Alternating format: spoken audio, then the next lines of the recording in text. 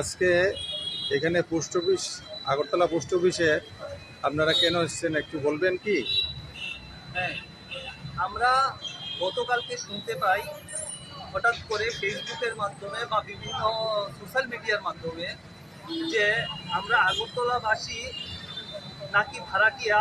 এই কথা বলেছেন আমাদের মুকুটহীন রাজা শ্রী প্রদ্যুৎ কিশোর মাণিক্য বাহাদুর। মানে অবাক করার বিষয়। তো আমরা নতুন করে জানতে পেরেছি ওনার মুখ থেকে যে উনি আগরতলার মালিক এবং আমরা নাকি ভাড়াটিয়া।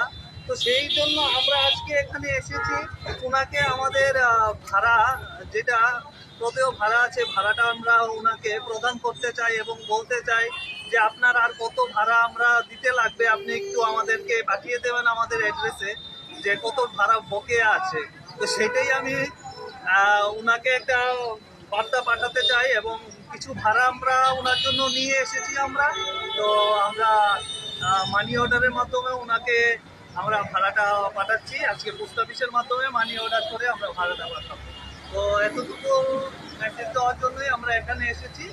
তো আমরা জানতে চাই যে আগরতলাবাসীর কাছে উনি কত ভাড়া এখনো বকেয়া আছে, কাদের কাদের থেকে উনি ভাড়া নেবেন, তো সেই জিনিসটা আমরা জানতে চাই।